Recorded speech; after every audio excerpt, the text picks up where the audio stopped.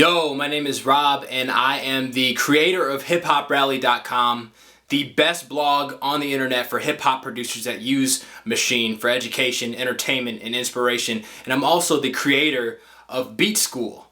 Alright, and today I'm here to talk about equalizers. So first of all, what is equalization and what is an EQ? So I know you've seen an equalizer in your Maschine, in the Maschine effects library, but I bet you didn't know that equalization is the most important tool that you have at your disposal to make really good quality mixes and really good quality beats in your Maschine. Basically, EQ is used to boost or reduce selected frequencies or a frequency range within your music or within your beats. EQ is a great tool to use to pinpoint specific frequencies in your tracks amongst each other and to get them to work better together by carving out space in one sound to leave room for others. And it creates a more harmonious mix, a mix that's less cluttered with digital information. So I guess you're probably wondering why an EQ is so important to you as a Maschine producer.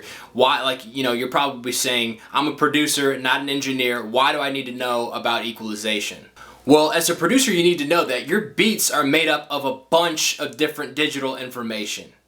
From the lows, which are like the 808s, all the way up to the highs, which might be like synthesizer sounds that reside in like 20,000 hertz range. So from 20,000 hertz to 20 hertz, you've got a bunch of digital information in your mix. The more digital information that you have in your mix, meaning the more sounds that you put into your beat, the more competing sounds, the competing frequencies that are going to be in your music, and all those sounds are going to be fighting for the exact same space. And because of that, all of these competing sounds are going to create muddy messes of mixes. It's going to create digital distortion. It's going to create frequency clashes within your mix. And a cluttered mix is obviously no good. So what your EQ does is it helps you carve out unneeded frequencies within your mix to make everything more crisp and everything more clear and ultimately more professional. So subtracting frequencies from your mix using an equalizer does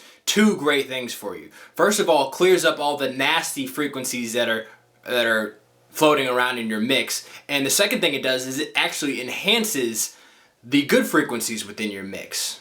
So let's go ahead and jump on over to Maschine, and I'm going to show you exactly how you can use Maschine stock equalizer to create better beats, release ready beats using your Maschine. Okay, so let's just quickly talk about Maschine's stock equalizer. In my opinion, just like many of the other Maschine effects, the EQ in Maschine isn't the best overall or the most versatile EQ out there, but it's going to give you a foundational understanding of how to utilize and use an equalizer so that, once your skills are at the point where you can utilize and use Maschine stock equalizer to its fullest potential, you'll be able to move on to a better equalizer to upgrade your technique and upgrade the sound of what you're getting. So I'm going to give you a basic understanding of how to use Maschine's equalizer. And if you should know, I think it's important that you need to know that Maschine's stock EQ is what's called a parametric equalizer. That's different than paragraphic equalizer, and that's different than a fixed equalizer. Okay. So before you invest in an expensive equalizer plugin, learn how to use Maschine's parametric equalizer and learn the basics of this. So parametric EQs are different than all of these other EQs that I just described. In specific, a fixed frequency equalizer, which you might find on like your iTunes EQ display or something like that. Fixed frequency equalizers don't really allow you to adjust the frequencies that you're enhancing or subtracting from. It doesn't allow you to pinpoint specifically on which frequency you want to adjust. It gives you different bands that you can sort of play around with. The way that Maschine's equalizer works is, as you can see here is Maschine stock equalizer. I have it loaded up on a drum sound. It has 4 individual bands. It has a low band, a low mid band, a high mid band, and a high band. All right, and each one of these bands makes it easy for you to target specific frequencies within your mix. So typically you'll want to adjust a frequency that's between 40 and 300 hertz. You might do that with the low band. Low mid might be 300 to, let's say, 700. High mid might be 700 to let's say 2,000. High band might be 2,000 to whatever, 15,000. And basically, the low band, let me give you an example, it would be good to manipulate bass sounds, lower kick drums, low synthesizers. This is also useful for you to apply a shelving EQ on all of your sounds, meaning that you might want to adjust the low band. Say, for example, right here I have a piano sound. I might throw on the equalizer and utilize this low band, turn down the gain all the way to use it as like a shelving EQ to make sure that every frequency below, let's say 183 hertz right now, is cut off so that I can clear room for the lower end of my mix. And that's a more advanced technique, but I typically use the low band a lot for that. The low mid band you can adjust specifically, like I can show you an example of this really quickly now. In this example, the low mid band, I'm adjusting 78 hertz by boosting it 3.7 decibels. It's like an upper frequency kick drum, and that's common to adjust my kick drums using the low mid band. The high mid band is mostly to adjust like common instruments within your samples, guitars, pianos, and such. It also adjusts a lot of the frequencies found in snare drums. To backtrack a little bit, the low mid band, another important way that I use this low mid band a lot is by subtracting frequencies around the boxy range. So between like 350, 450 hertz, there's like a range of boxiness in a lot of sounds, and I typically might throw that on my low mid band as well. And then there's the high band.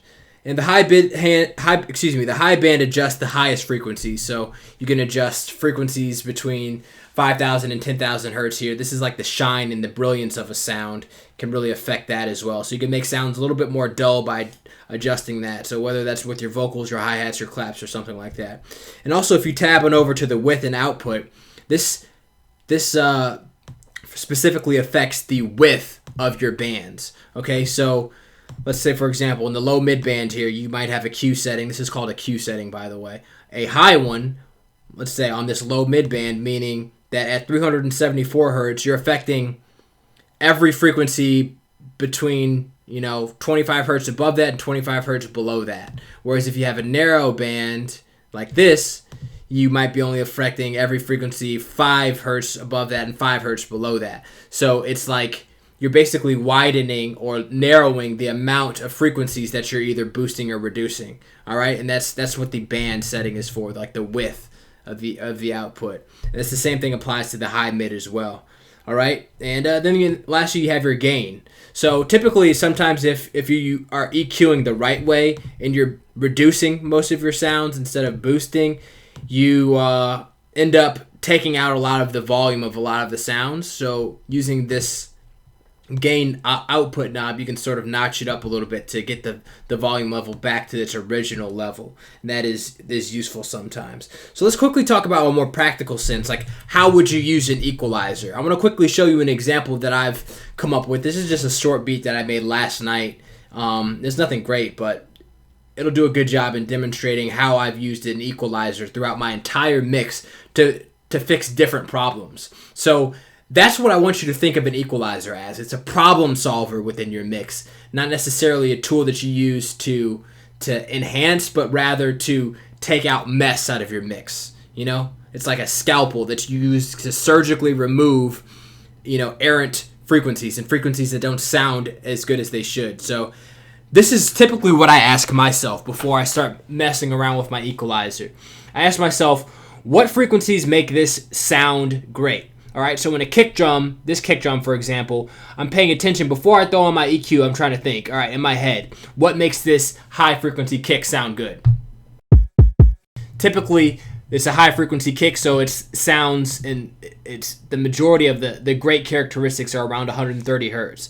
So basically, what I'm trying to do are enhance those frequencies. And it's kind of counterintuitive because the way that you enhance the frequency is by cutting away frequencies around that. All right? Let me reiterate that. So if I want in this kick drum sound, my 130 hertz frequency range, I know that's the fundamental range of this sound that sounds the best. That's what provides the punch and the energy is 130 hertz in this kick drum.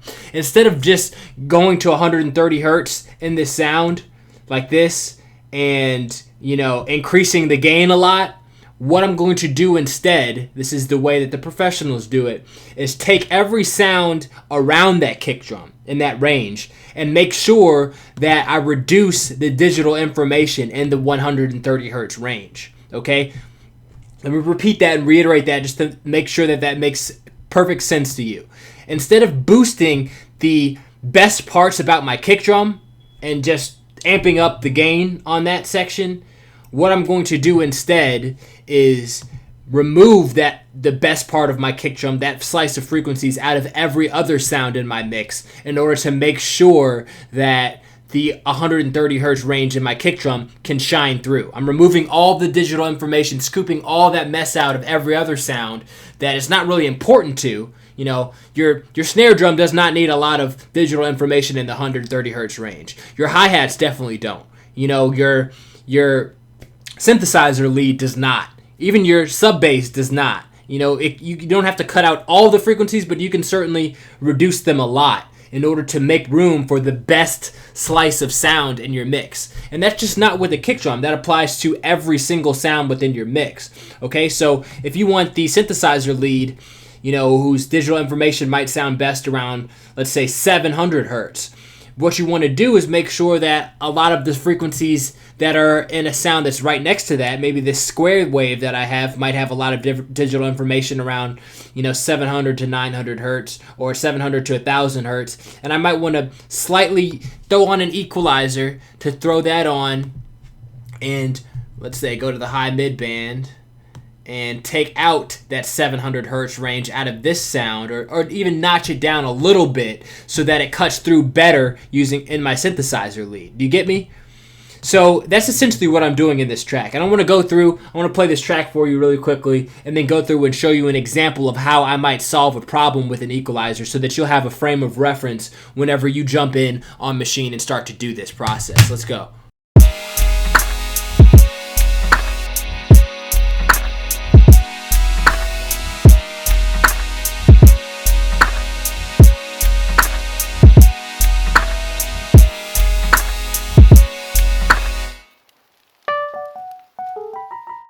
So let's see this sound really quickly. Let's try to identify this sound in the mix. Alright, so this sound's getting lost in the background. So let me go ahead and let me provide this example really quickly. So I've got this really light bouncing piano sound. It's like an electric piano sound. And basically what I want to do is carve out space within the rest of my upper frequencies to get this to shine through a little bit more, okay? So the balance that you're trying to achieve is I'm going to be working with pretty much every sound except my kick drum. I have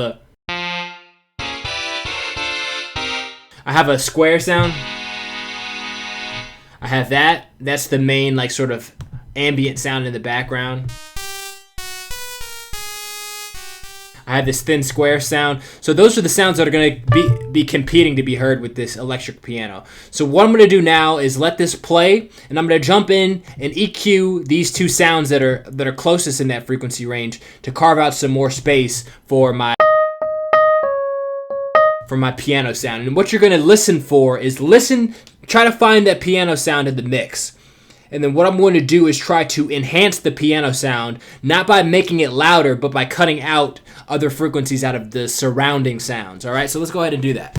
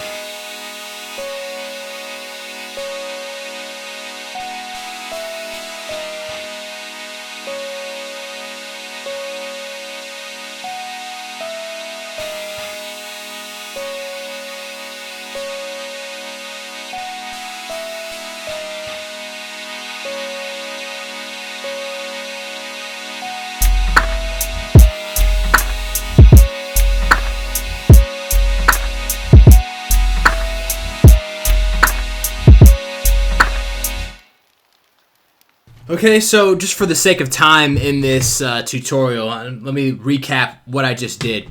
Basically, I just took out a lot of the digital information in these upper frequencies.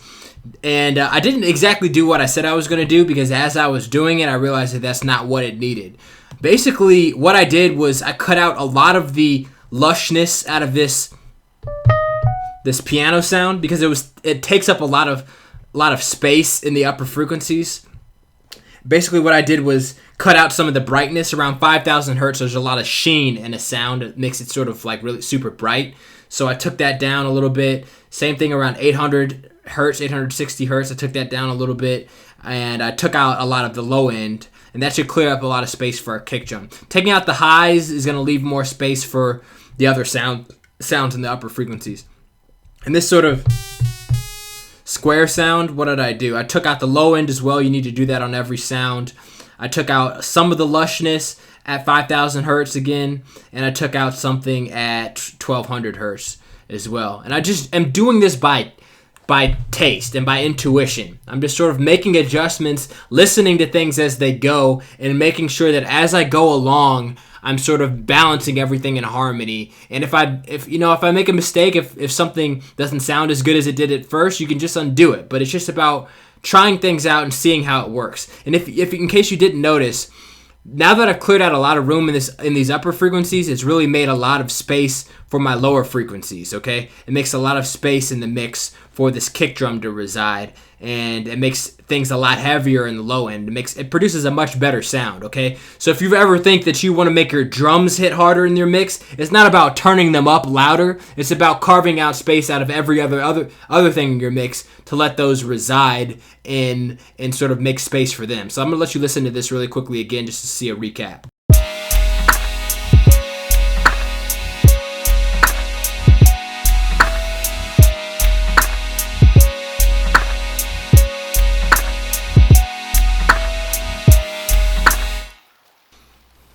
Okay, cool. So obviously you're interested in equalizers. You're interested in learning how to mix on Maschine and amping up your audio engineering skills so that you can make release-ready mixes on Maschine. If you want to release to SoundCloud, if you want to release to Spotify, make tracks to put on iTunes, or just get more attention from artists out there, the quality of your mixes is incredibly important. And I've got something great for you. Because over the past year, I've been putting together just a collection of video lessons that teach you everything that you need to know in order to make release-ready beats on your Maschine. So that by the time you're ready to bounce things out to your DAW, your mix can already be 90% of the way there using Maschine's workflow. All right. So for example, let me give you an example. There's a lesson that we put together that breaks down the very best audio engineering techniques on Maschine. And in this lesson, we went into depth into the best ways that you can mix hip-hop and electronic music using the Maschine platform. I revealed my entire formula of cutting-edge audio engineering techniques to make your mixes on Maschine sound like they were produced in a big studio. You know, there are lessons inside this program that cover things like reverb, cover things like distortion, how to use compression properly, how to balance your mix. And those are just a few of just videos in the mixing module of Maschine. You know, there's lessons about equalizers and how to use equalizers to layer drum sounds and carve out frequencies to bring clarity in your mix. So we go into super detail, a lot of video lessons that go into more detail about the subjects that we talked today and about the things that are related to this. You know, just small incremental pieces of knowledge that you can pick up to greatly improve your sound on Maschine, okay? And those are just a few of the lessons that we put together, let alone there's over 30 plus different lessons inside of this Beat School program covering concepts like sampling, you know, what to listen for in your samples, how to choose samples, chop them and flip them in Maschine creatively, drum sound design, arrangement, mixing on Maschine, and much, much more. And here's the good news. Let me let you in on this. Today we're letting a few folks into this Beat School program to try all of this out and to learn all of this for free. Okay, so to get started, just click the link in the description to start your free trial. And I'll send you a quick email with the login details here within the next 30 minutes or so. So make sure you're on the lookout for that. The best part about this is we don't hold any contracts, okay? So after 7 days, if you check out this program and don't like what's inside, just call me directly at 314-853-2202. Or actually, you know what? You can even email me directly as well. And I'll make sure that you're not charged. all right, if you jump inside the program and decide that this is not for you. And if you do enjoy the program, if you do enjoy all these awesome videos that we have in here, all this awesome content, these in-depth articles on things like sidechain compression, with the videos to match, in-depth lessons and details about mixing on Maschine and sampling and all of that as well, mastering Maschine's workflow. If you do enjoy all this stuff and you enjoy the live calls that we put together regularly on Maschine, which I figure you will, just do nothing and stay a member for just $38.60 a month as tuition.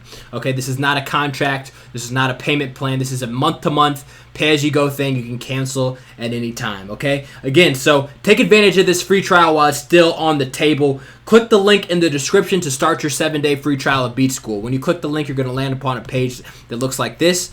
All you're going to do is you can watch the video to find out more details, but say, yes, give me my free trial of Beat School. You're going to be taken to a page where you enter your name and your credit card information, and you'll be all set to go. I'll send you a link with the login and all of that. So subscribe to this channel, even if you decide not to sign up for this Beat School free trial right now. There's going to be a bunch more information, a bunch more great free content for you to learn more things like equalization, more concepts for free. So subscribe to this Beat School channel. Make sure that you go ahead and check out this free trial once you get a chance, and stay tuned for more great information about Maschine. All right, my name is Rob, founder of Beat School and hiphoprally.com. I'll see you in the next video. Peace.